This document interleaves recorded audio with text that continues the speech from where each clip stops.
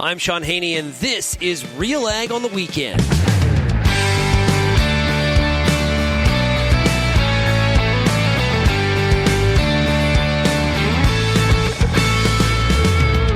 Let's get real and get connected with the week that was in Canadian agriculture.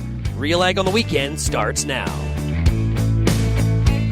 Welcome to RealAg on the Weekend here on 980 CJME and 650 CKOM. I'm your host, Shaun Haney of RealAgriculture.com. It is great to be back with you here on this Saturday. We try to wrap up all the biggest stories we covered at RealAgriculture.com in the week. And let me tell you, this is one of those weeks where news items happen, and then another one happens, and they kind of that snowball effect where they come in bunches. Another one. I picked a good week to be on holidays for a part of the week too. So it's great to be here with you. Hope you had yourself a great week, and thanks so much for joining us here today for the program. So we're going to hear from the Minister of Agriculture, Marie-Claude Bibeau, will be with us. Now she is fresh off a trip to Asia to talk to the other G7 agricultural ministers. She'll fill us in on that. We'll also talk to her about the federal worker strike and some of the impacts there that it is or not having on the agricultural industry in Canada. We'll also hear from John Driedger. We had the StatsCan acreage report this week. We're going to hear from him on spring wheat and canola in particular. And I've got some thoughts about when this intake was done and why StatsCan has gone this way. We'll talk about that here in a little bit. We're also going to hear from Erin Gowriluk. She is now the head of the Canada Grains Council, leaving the Grain Growers of Canada. What does it mean for Canada Grains Council going forward? And then we're going to finish up with some commentary from Phil Flynn of the Energy Report, and also looking at, a concern I have for down the road here. As we've seen the commodity markets slide as of late, we have seen input price pressure sort of come off. But there's some interesting comments that Phil has that does concern me going forward, maybe into 2024. If you have any feedback on today's show, we'd love to hear from you. shaney@realagriculture.com is my email address. Or, of course, you can call that RealAg feedback line, 855-776-6147. Let's get to Lyndsey Smith of RealAgriculture's conversation with the Minister of Agriculture and Agri-Food, Marie-Claude Bibeau, right now. Fresh off a trip to Japan for the G7 meetings. Why were you there? What did you talk about while you were there? Well, the first reason was to attend the agricultural ministers G7 meeting in Miyazaki. So while traveling to Asia, I took the time to meet with some key trading partners in Japan because we know in Japan and Asia in general, it's very important to build relations more than with any other trading partners. So meeting with them on a regular basis, meeting with the ministers, of course, but also meeting with as many traders, importers of our Canadian food as possible was a key element of my mission over there. And then moving from Tokyo to Miyazaki to attend the G7 meeting with my counterparts from Japan, obviously, but UK, Italy, Germany, the US. So it was a very important meeting talking about global food security, the importance to have a resilient agriculture, but also resilient food supply chain. We talked a lot about innovation as well, the importance of having open trade and based on science, obviously. So all of this were at the core, let's say, of this mission in Japan, and then we continue to Singapore also to attend a very important food exhibition. So once again, to strengthen our relation with different trading partners. And now, so coming out of this, are there any new announcements or any new trade deals that may come from this? Not necessarily specific deals. I was also there to talk about our Indo-Pacific strategy. We will soon be opening an Agriculture and Agri-Food bureau in the region. So it is important to show that Canada is really committed to do business in the region, but they are looking to us really as a trusted and a reliable partner. In Japan, in Singapore, for example, when I met with the ministers in the two countries, they are really looking to us. They want to know that they can turn to Canada to get their supply, because they are not food self-sufficient, especially in Singapore, but nor in Japan. So they really want to know that they can count on us. So it's important to strengthen the relation. They want to diversify the sources of their food imports, and Canada is a very important one for them on which they can rely. So now you did mention, of course, that the Indo-Pacific strategy, opening that bureau, opening an office, but there's sort of been talk of, it's not necessarily a physical office so much as a group of people or people that will be there. Will there be sort of a home-based location? And the follow-up, of course, is everyone guesses Singapore. Would it be in Singapore, if you know that by now? There will be a physical office. We will announce the location shortly. Singapore is definitely a hub where all the business, many head office are there, many representatives are there, but it's not necessarily a very important market in terms of import. It's a very small country, obviously. Japan is another important one, and actually Prime Minister Trudeau just last week named Ambassador McKay, our Canadian ambassador in Japan, named him as his special envoy for the Indo-Pacific strategy. So these are also two important strategic locations within the Indo-Pacific strategy. While it doesn't mean the office will be in one of these two countries, we are still considering, we have a short list, let's say, and we will be announcing our final decision soon. All right. Okay. Well, bringing it back to here at home, of course, we are on, I think this is Thursday now when we're talking, I think we're on day 9 of the PSAC strike.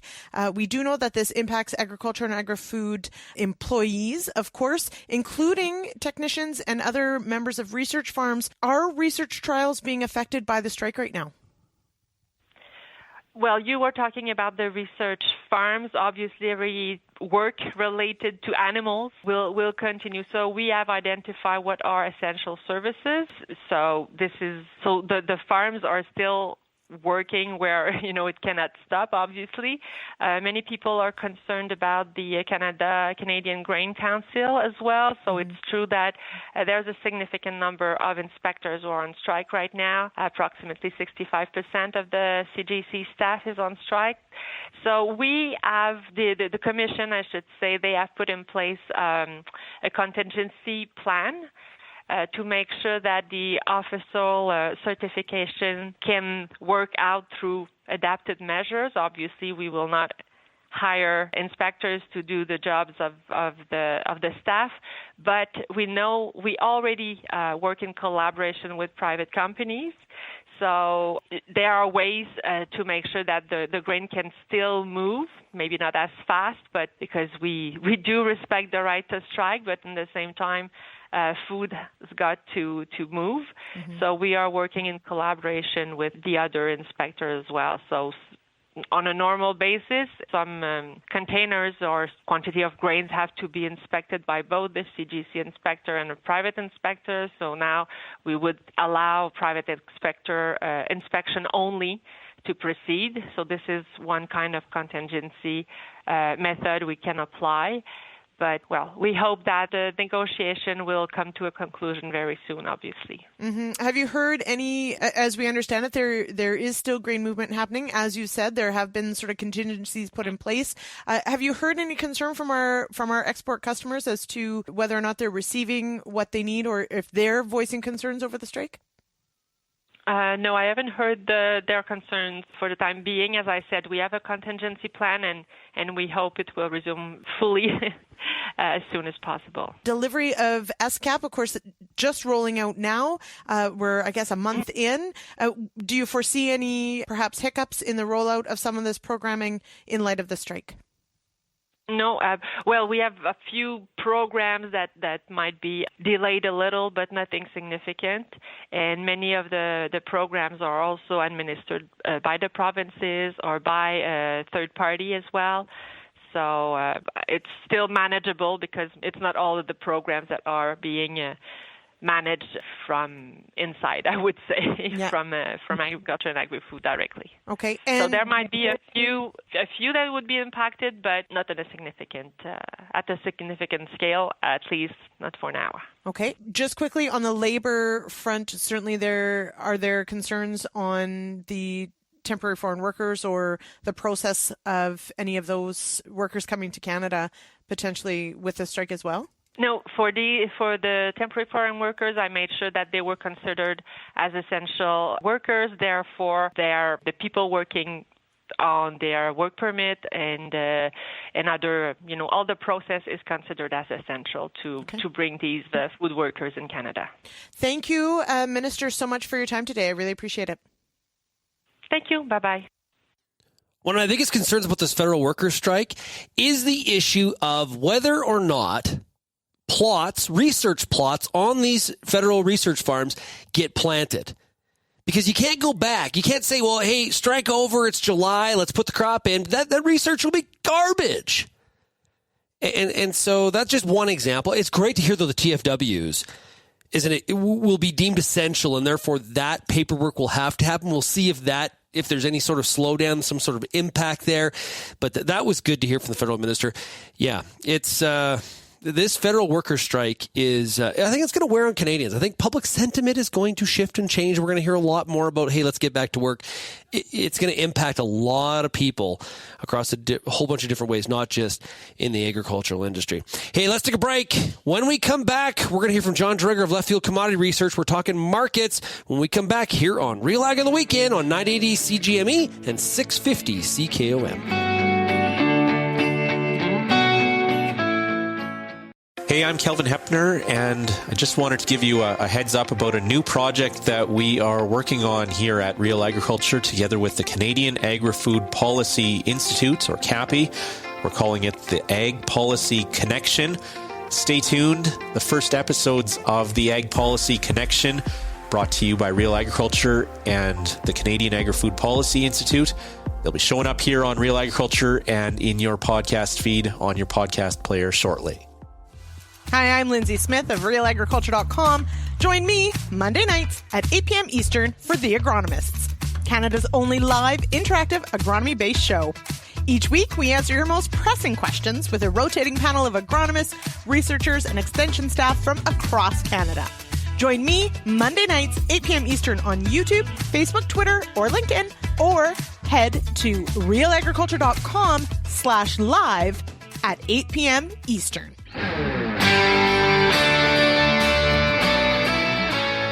Now, welcome back to Real Ag on the Weekend. We were just talking about the federal workers' strike right before the break. And if you go to realagriculture.com, you're going to find a couple great discussions that are really round out some of the concerns that are out there. So Remy Gosselin from the Canadian Grain Commission discusses some of the inspections and how the strike could impact the inspection process and consequently maybe impact some of our ability to export grains like wheat, as an example. Also, a conversation with Greg Northey that Kelvin Hepner had with Greg about some of the export-related issues as well. So check that out by going to realagriculture.com. Hey, let's flip over to the markets. And this week, Lyndsey Smith had a chance to talk to John Driedger of Leftfield Commodity Research to get his insights into the StatsCan report. Now, as you're going to hear, there is a bit of an asterisk to this report. I'll discuss that kind of after we hear from John. Here was John's reaction to the StatsCan acreage planting intention report that came out this week. I guess I would probably say overall the numbers were maybe not too far out of line with what the trade was thinking. And as always, when you come into a report like this, there's a range of estimates. So for example, something like, say, spring wheat was a little higher than people were thinking, but people were anticipating the number would be higher than last year. And that was the case. Certainly, something like canola, range of estimates a little higher than last year, maybe not as much as some were thinking, but directionally not dramatically different than maybe what folks are thinking overall in terms of, just coming in. So in that sense, not overly shocking per se, I think, for a lot of the numbers. As always, maybe you do a little handicapping per se, but I think, as you mentioned at the outset here, Lyndsey, there's maybe a few more questions around this one than might ordinarily be the case when we look at this April report. Right. So we're digging into it. This is our, farmers answered what they intend to plant, what the sort of the crop plan is. But when we dig into when the question was asked, it was December, January, which our minds can change a lot based on what the season looks like. So how do we factor that into where some of these numbers might actually fall? Yeah, that's of course a really good question, and I mean a little bit of context. One of the initiatives that StatsCan is trying to do is to make their surveys less burdensome on farmers, and I think that's a noble intention, but maybe with one of the fallouts of some of that is does that potentially impact maybe the quality of some of the data, right. And so always with the April intentions report, typically that survey would be done kind of late March, maybe into early April.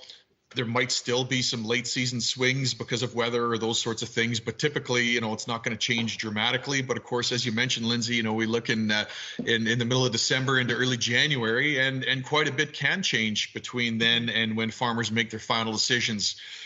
For example, I think for most provinces, crop insurance coverage only comes out after those dates, and to the extent that shifts seeding planting intentions, maybe makes a bit of a difference.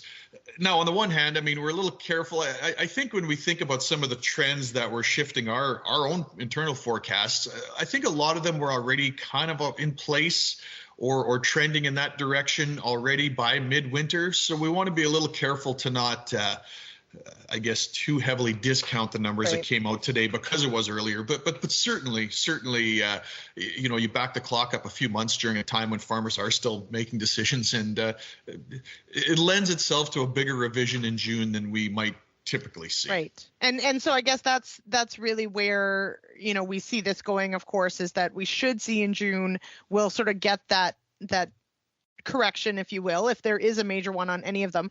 Now, if I think about, conditions from January to now, or January to end of March, the prairies have kind of got smacked with some prolonged cold weather. Lots of snow, though, and snow in some areas is good, even if it is in the wrong form of precipitation. So do you see, the impact of this cool spring potentially swinging one of those crop acres more than the other? Well, I would think of it this way, Lyndsey, that it's maybe still a bit early to force major swings, in our opinion. But certainly, every week the calendar flips over and there's not a lot of progress made. You kind of start really getting a squeeze and a crunch, and the risk of that increases. So I guess our approach has been that we're not quite there yet. And I think even, for example, in the Eastern Prairies last year, I mean, quite frankly, I think the spring was a little worse and the situation was even more dire, and the acres got in. And I don't know that we saw maybe massive swings in final acres from what initially was expected. But of course, that was real dicey for a while. Yeah. I don't know that we're trending in that direction. So I guess all that's to say that when we think about acres specifically, first of all, there's some questions about the timing of the survey. And now you layer on, what is kind of a late spring. Again, not inevitably baked in the cards, big changes, but certainly something we're watching closely if things don't improve here pretty soon. That was Real Agriculture's Lyndsey Smith talking to John Driedger of Leftfield Commodity Research to get his reaction right off of that StatsCan report that came out earlier this week. My thought here on the asterisk portion of this, which is, the fact the intake was done back in December through the middle of January, is that, to me, now this report may come out to be very, very accurate in hindsight as we look back. Okay, we don't know yet. I just think it's more important for the information to be as timely and as relevant as possible. So if they were going to do this, and I understand, there's a lot of pushback on when StatsCan does a lot of these reports. We have reached out to StatsCan to ask this question. I would like to know why they follow the traditional reporting timing. If you were going to do this intake to the middle of January, why not put it out, say, in February?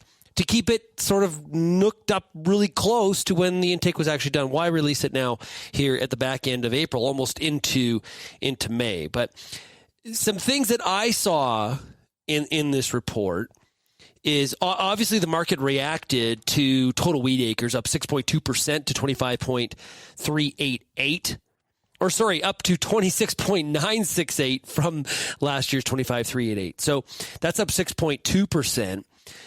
We also, a part of that, spring wheat up 7.5% to 19.3 million acres. Barley basically flat. Canola up just under 1% to 21.597 million acres. And one has to ask, the battle, but those are the two main battles that happened between wheat and canola. We've seen input prices back off a little bit. Does that push more people into canola? Like I've had a few people that tell me that they actually think the canola number is going to be higher than that. That maybe there's this sort of assumption that maybe wheat acres is a little bit too high. I don't know. We've been interviewing a lot of market analysts, and there's a little bit of a narrative building out there that, based on the condition of some of those U.S. wheat acres, especially in that Kansas, Oklahoma, Nebraska area, that we could see some incentive to plant wheat. Obviously, time will tell on that. The other thing, chickpeas up 11.3%. Was another number that stood out. Mustard looking to increase significantly, up 15% as well to 638,000 acres. So mustard, definitely a lot of interest from farmers on that. The one as well that I'm very curious. Now, oats down 22.4% to just over 3 million acres. Okay, so that's down from just under 4 million acres last year. And, it normally would say, hey, wow, oats down 22% potentially in acreage. I actually thought it'd be higher. Based on how I've heard from so many people, they are not growing oats. Of course, the huge carryout on last year's crop, that you got to wonder if that number maybe has a little bit further to go down. We'll of course have to see. Soybeans only up 4.5% to 5.5 million acres across the country. Obviously, the majority of that increase is going to be happening in Manitoba, as people had some pretty good yields last year. A little bit more interest again in soybeans. We've kind of proved last year that, hey, we can grow them. And so that's where a lot of that growth will be seen. If you have feedback on the StatsCan report, do you even care what StatsCan says? I think you should. This kind of sets the tone. We've got a lot of private acreage estimates that come out, but it's all good to compare and contrast that to what StatsCan is finding. I find this is always a very, very interesting debate for sure. Send me an email, shaney@realagriculture.com. Hey, let's take a break. We'll be right back here on RealAg on the Weekend right after this. The next generation is the future of agriculture, but how do we launch from one role to leading? From succession planning and family dynamics to understanding finances and making the tough calls to discovering paths others have taken all through agriculture, the Successors Podcast covers it all. Tune in with me, your host, Kara Oosterhuis, simply by searching The Successors on your favorite podcast platform, or you can find it by visiting www.realagriculture.com. Canola is more than just a pretty face in the prairie landscape. It's a big business, both here and around the world, that requires you to be informed and up to date on everything it takes to grow a successful crop. The Canola School on RealAgriculture.com has an expert library of video resources covering markets, agronomy, and more to help you grow a healthy and profitable canola crop. Visit canolaschool.com today. Brought to you by BASF Canada and Invigor Hybrid Canola. Whether you're seeding, harvesting, or anything in between, the Wheat School on RealAgriculture.com has you covered. Timely agronomic information from industry experts available online anytime. Give your wheat crop a good start and a great finish with the Wheat School on RealAgriculture.com. Brought to you by C&M Seeds, Syngenta Canada, and the Alberta Wheat and Barley Commission.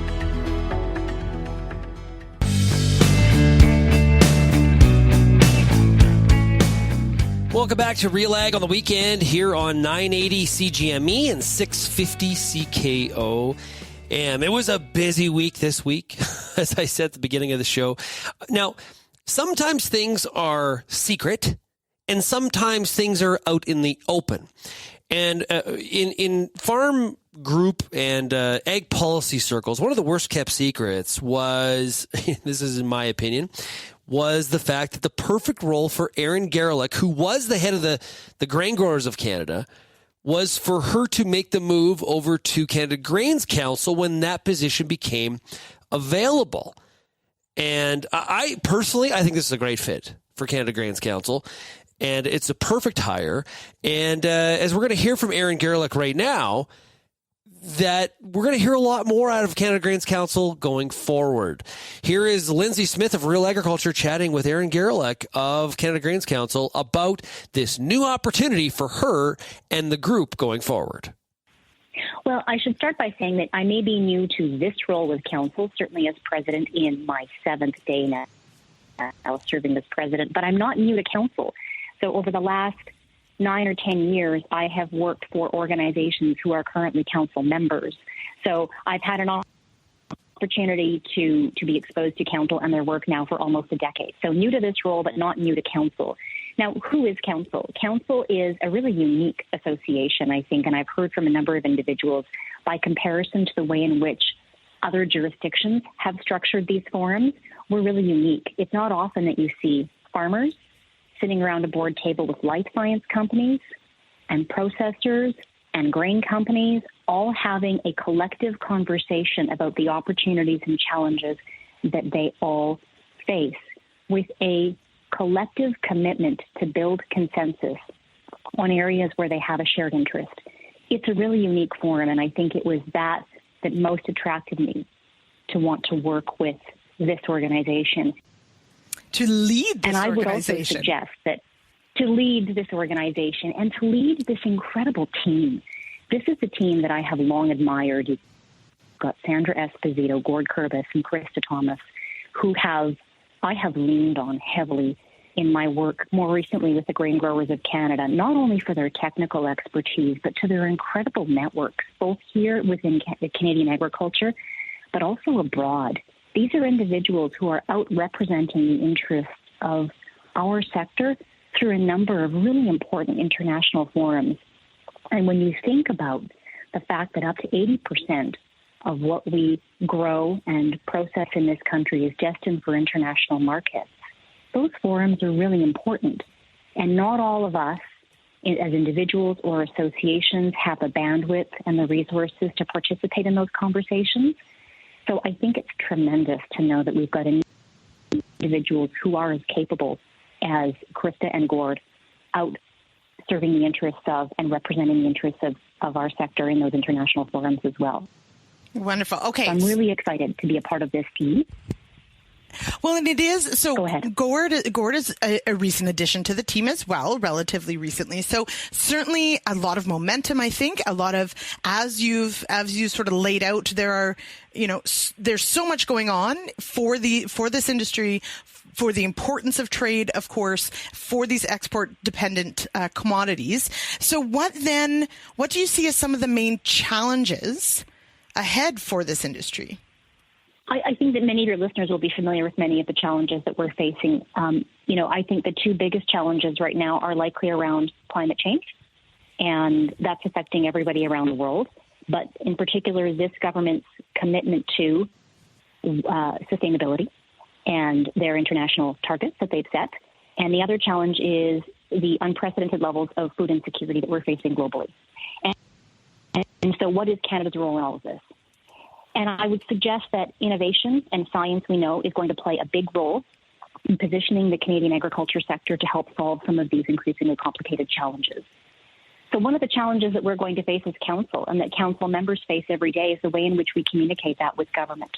How do we talk about the important role that science and innovation will play in positioning our sector to help meet those challenges, positioning Canada as a leader and giving us the opportunity to contribute to the solution globally?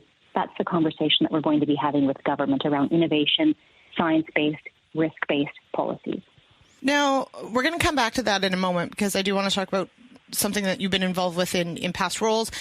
But to come back to sort of the leadership of this organization, you've been involved in some form with the council for quite a few years. what was the impetus or take on the leadership of this? What was the one thing that made you say, yep, I'm going to lead now? If I think about, Lyndsey, the work that I've done in this sector and sort of what I'm known for and what I most enjoy, I don't have to go very far back to remember the work that I was doing in Alberta, working with the crop commissions and the formation of Team Alberta, which has since expanded, which was at the time the 4 crop commissions that came together to work collectively on both provincial and federal policy. Why? Because we're always stronger when we speak with one voice, and we have far more in common when we work together. And so collaboration and consensus building has always been a part of the work that I've done, because I know that's how we're most effective. And I want to be effective when I'm representing the interests of my members. And so here was an opportunity to have representation from every sector within the broader industry around one table. I mean, talk about a commitment to collaboration. That's why they're here. They're here because they want to find opportunities to collaborate. And so this was such an opportunity for someone like me who's always built their career around ways to build coalitions and to facilitate collaboration, to do that with the entire sector around the table. So that's probably what most excited me about this opportunity. You can definitely hear the excitement in Erin Gowriluk of Canada Grains Council, the excitement around this opportunity to lead that organization going forward. You know, I would say, obviously, sustainability and climate change are important components to be bolted on to issues when, trying to lobby government, trying to affect change in the industry. But, I would say, and I encourage you to go to RealAgriculture.com. You can hear that entire interview. And Erin talks about things like, labeling with the PMRA, transportation. Those are real issues that are really impacting the industry of agriculture today and the grain and oil seed sector. And so that's where if you come up with, hey, what is the number one issues, the things you need to be dealing with? I think it's those, transportation just comes to mind right away, which really, really impacts the entire sector, farmer all the way to port. So, and I know those are things that Grains Council is going to be very, very focused on. I'm just not, we hear this a lot from farm groups and associations and industry is, what are your priorities? And government loves to hear that it's climate change. I'm just not sure that it's an issue, but I don't think it's the number one issue. So that's kind of my interpretation of that, is that's kind of speaking to government, what government wants to hear from our sector continually. We're going to need to remind them. And yeah, I don't know. I know you have thoughts on that. Let me know. shaney@realagriculture.com is my email. Erin Gowriluk, I think a great fit for Canada Grains Council. When we come back, we're going to talk about something I'm really concerned about. The unfortunate crossing here of commodity markets going down and input prices staying level. It's not good for your profitability if you're a crop farmer. You're listening to Real Ag on the Weekend here on 980 CJME and 650 CKOM.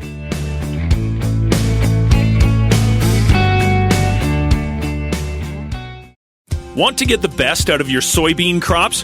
Whether you've been growing them for a generation or are just starting into soybeans, find what you need to know at soybeanschool.com. You'll see videos on growing tips, pest control, and much more from specialists across the region, all in one place. Easy for you to access from your desktop, tablet, or mobile phone.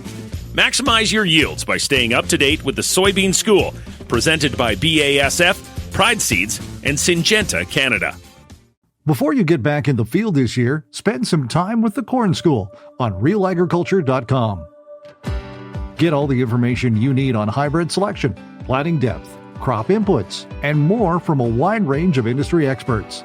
A massive library of video content is available on demand when you need it most. Spend your time outside of the field, inside the classroom, with the Corn School on RealAgriculture.com.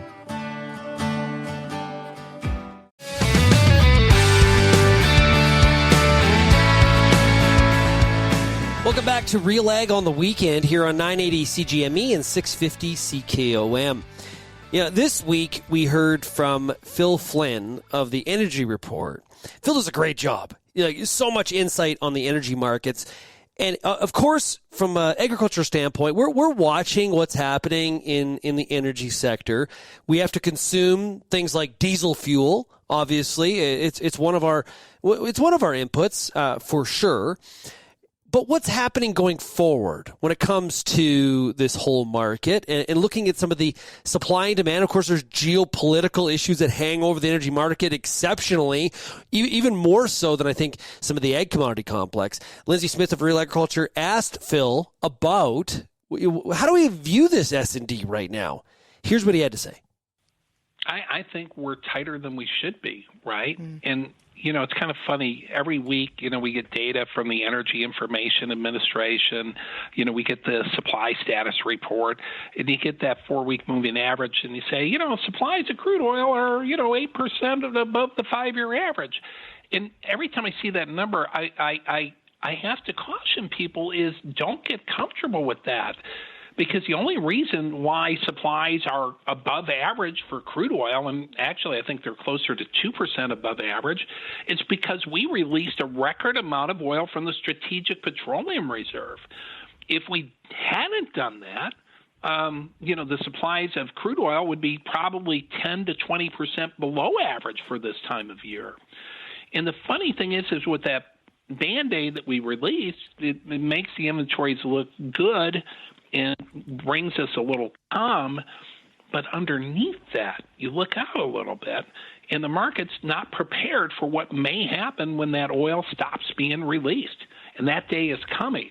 So, think of this. We released a record amount of oil from the reserve, over 220 million barrels of oil released, and the prices of oil are still struggling. The supplies are still struggling to get above average.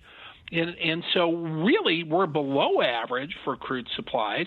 That means there's not a lot of room for error. If we do lose some supply source, that's going to mean sharply higher prices for crude oil. And products were not much better, right? I think for distillate fuels, we're close to 11% below the 5-year average. Gasoline supplies are below the 5-year average.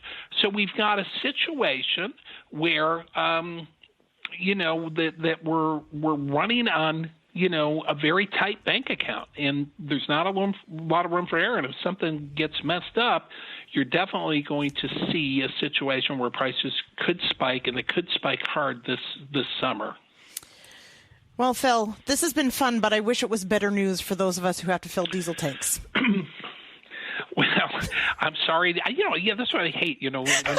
Sometimes you have to be the bearer of bad news. Well, but, the good news is at least prices are stable right now. So enjoy it while you can. Lock in those prices, before things change. That entire interview with Phil Flynn, I encourage you to check it out. You can find it at RealAgriculture.com. So if there's a real kind of bullish fundamental scenario building here potentially for the energy sector and what we see with things like diesel prices going forward, if we start to see this ag commodity complex continue to slide to the downside, at some point here we're going to catch that situation where people are on the wrong side of the input price decision relative to the margin and as it applies to the ag commodity complex. So we're kind of, when the ag commodity market was going straight up, it was easy to be just buy and hold and sell when you need to. We're in much more uncertain times here going forward. So risk management, absolutely key for sure. Go to RealAgriculture.com and check out that interview with Phil Flynn of the Energy Report. Well, if you have any feedback on today's show of RealAg on the weekend, you can send me an email, shaney@RealAgriculture.com. You can also find us across all the different social media platforms as Real Agriculture, or you can call that RealAg feedback line, 855-776-6147. Hope you enjoy the rest of your weekend, and please check out realagriculture.com and also our other podcasts wherever you get your podcasts. Thanks, everybody, for listening to RealAg on the Weekend here on 980 CGME and 650 CKOM.